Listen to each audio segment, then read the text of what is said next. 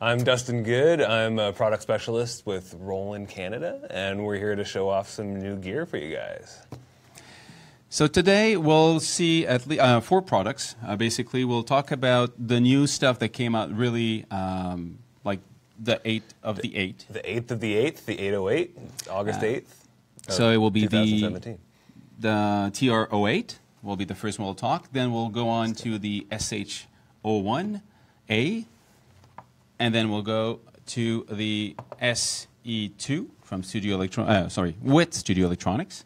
And we'll finish with the DJ stuff. We have today what's a DJ 808 and the DJ 202. So, yes, sir. Dustin, Luke, tell me, we have a TR08. Yes, we do. I think it was probably one of the devices that the most people are talking about. Definitely. Like they want to see that. Yeah, so, we've been getting asked about this for a long time, ever since we started the boutique line. Well, even before then, people wanted a dedicated 808 reissue in some format. Ever since we started doing the boutiques, people have been asking about this more than anything.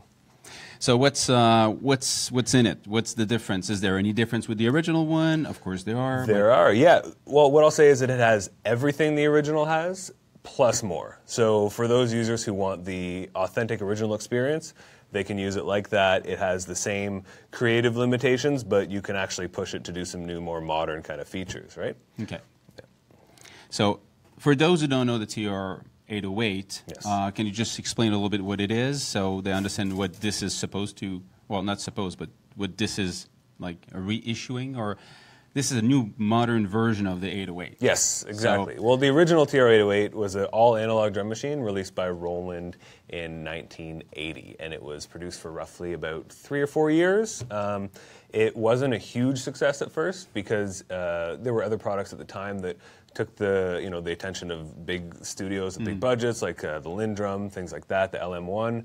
And this didn't sound like real drums, Yeah, it was electronic for the time. Different, right? It had, this giant booming kick drum that's unreal. You had this decay on the kick drum, and so what happened is after those went out of production, they were kind of blown out, and they were available really cheap through places like pawn shops in cities like Chicago and Detroit. And they were kind of eaten up by these underground musicians, and it started influencing and really helping define a lot of styles of music, like early hip hop, house, techno, electro, that kind of thing. And there's actually a pretty good movie on it. Yes, there is the 808 movie. Yeah. So, okay. Now this one, how does it sound? Just I know that people want to hear it, want to know how this one, how it matched to the original. Yeah, it sounds like an 808. What I'll say is it sounds as much like an 808 as 2 different original 808s would sound next to one another. Because there's always very little differences with analog gear, right? So, we'll start with the famous kick drum. I'm just going to clear out a pattern here, and we can start from scratch. It uses a 16-step sequencer, just like the original. Programming it is the exact same. That's something that didn't change at all. So if I run the clock, I can choose our tempo here, just like the original big tempo knob, except we have a screen where you can actually see the tempo value. So if I'm at, let's say, 128 BPM, turn off our other synth here. Okay, just the drum? Yeah, okay. We're just going to run the drums. So I can essentially, for those who aren't familiar with step sequencers, I can just select bass drum. Here, I'm going to put that in here. I can select the bass drum and choose any step that I want it on, right? So the top section of this is always live, So you can adjust your sounds just like the original. You've got tone, which adds more attack, and you've got decay for the bass drum. This is always going to be there to tweak, but these you can add more or less hits. Yeah, you program your kick in this case. Exactly. So if I just do one of these, we'll get just a bunch of kick hits. And that's one beautiful thing about this machine and the original is what it inspires, because a lot of people who want to be intentional with writing beats, more modern musicians, younger guys, they learned in DAW, drawing out their beats and kind of visualizing it, whereas with the step sequencer, you visualize it, but you enter it in a different way, and when you enter things physically, you kind of get different ideas and different inspiration. Yeah, and that's one of the reasons I think hardware is always fun, is that you actually have a tactile interaction with it. And that's it. And this sounds like an 808, and it offers extreme portability, with that original kind of hands-on experience.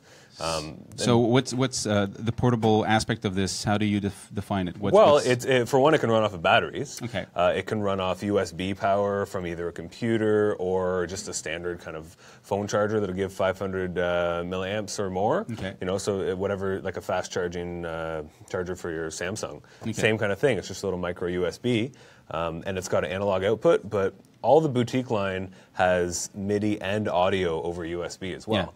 Yeah. Okay. So that's a question that we've been getting a lot is, do I have individual outputs for every drum voice, right? So if you wanted to record this into a DAW, you don't want all your drums to be on one track because you can't mix down really afterwards. So the answer is yes, this actually will do every single voice on a separate track over USB audio. Okay. 96K.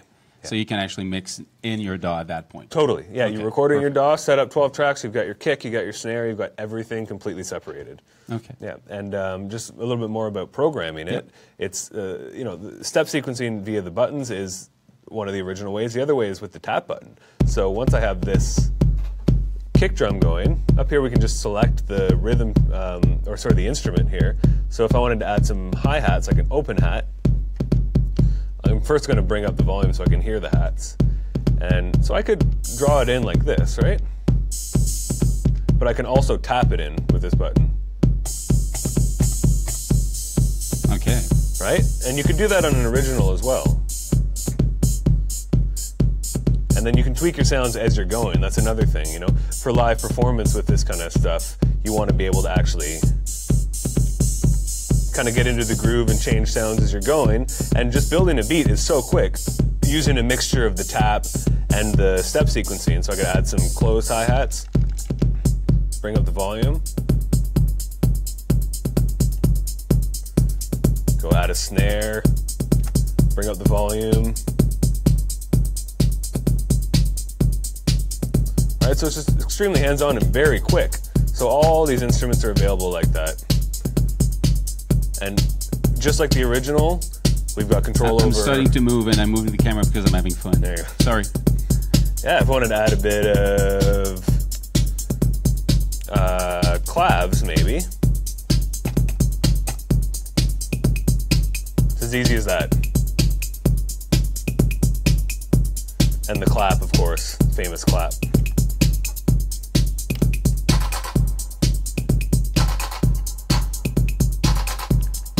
Super quick. Cool, cool. Any special feature that now is, you know, didn't exist in the original one that you would see on this one? Absolutely. Well, yeah, there's some features that were kind of inspired by where people took music with 808s. So a couple features that I would say owe their influence to trap music and hip-hop music. Okay.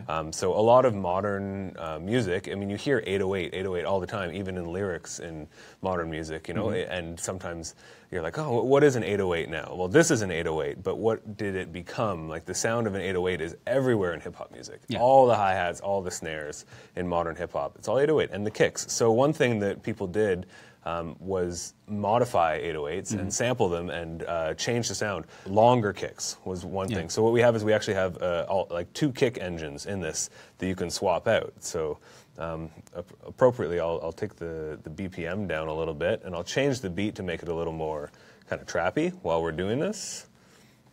So I'll play this. And I want that snare here. Kind of like this. So if I wanted to add a kick drum, here's with the original.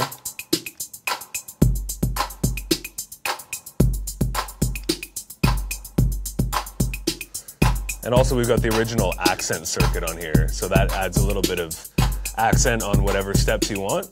Now I can go in and go into the menu. We've got tons of features under the hood that let you customize the sounds a little more. But if I go to BD, I can actually select what type of bass drum I want. We've got a good decay like the original, but if I select long, we can really get that kind of blown out, you know, like subwoofer in the trunk kind of thing. Yeah.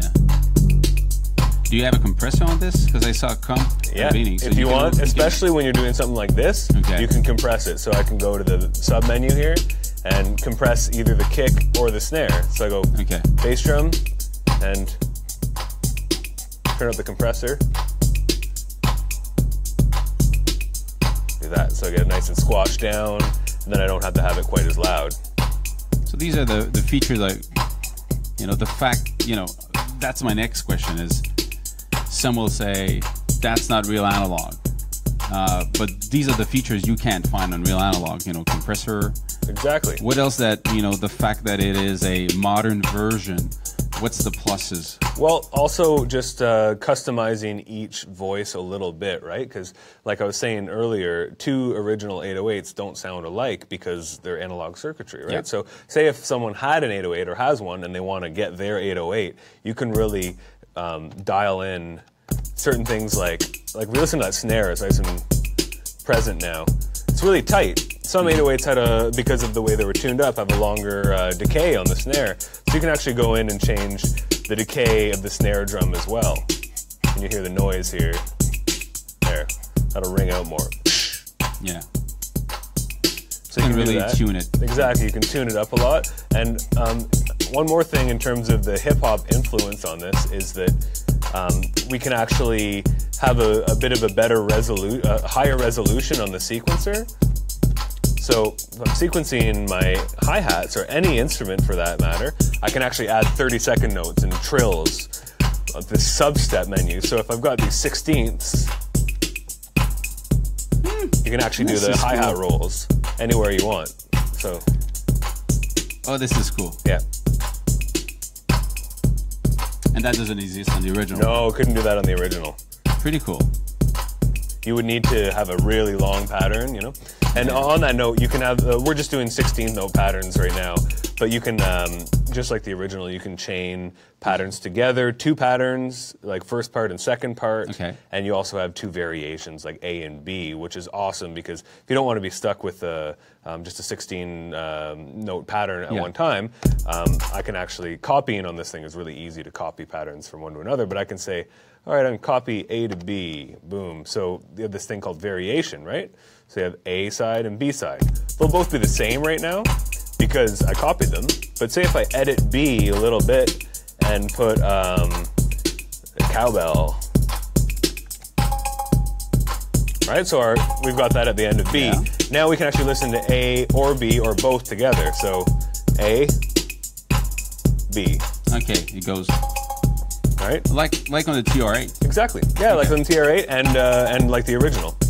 And then you've also got first and second part, which means that you can have two 32-bar sequences on A and B. So you can actually have a 64-bar. And then there's a song mode, just like the original. We call that rhythm track. Okay. So yeah, you can link up as many, almost an unlimited amount of different patterns for songs, right? So if you're playing live. Pretty cool. Yeah. Well, I don't know if you want to talk a little bit about the trigger out, or we'll come back to the trigger out when we talk about the other one? We'll talk about the trigger out, and we'll use the trigger out, actually. Yeah. Perfect. A quickly jump over to the TR-08 same time. We have a trigger out on this, which is great. So you had a trigger output, 3 trigger outputs on the original TR-808, but you needed to use one of the instruments to trigger it. So this Usually one was the cowbell? Yeah, you could do the cowbell, the clap, or the accent. Okay. But you don't have to use up any of these now. So there's a dedicated trigger out. There's a dedicated trigger out. So there's nothing programmed into the trigger now. See, so I'm going in. So if I just simply send this, I'll do a new sequence really quickly too. Just something like, that's my sequence. Okay? Okay. If I press play, it's not playing yet. Now what I can do is I can put in triggers into here. So I have there we go. So just one on the one there. So now it's moving the sequencer with every hit. So if I put 4, right? So you can kind of trigger the synth like that. All the way.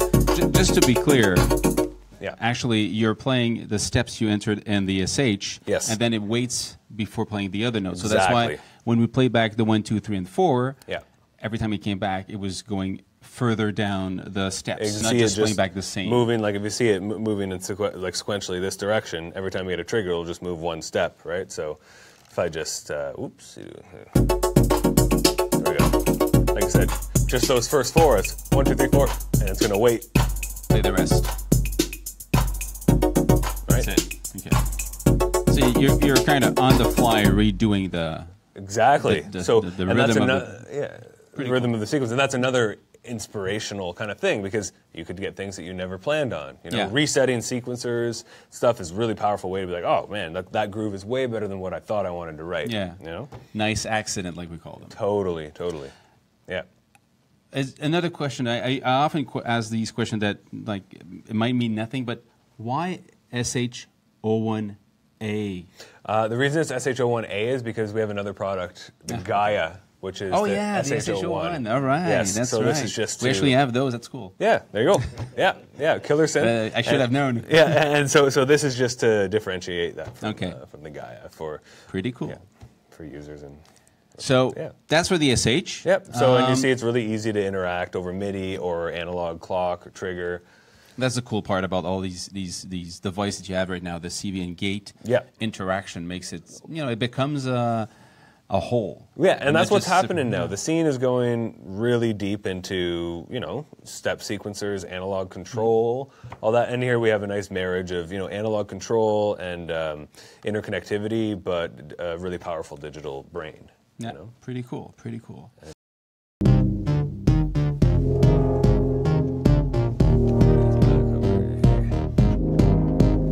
you can go and you can edit any of these sounds while this is running, right?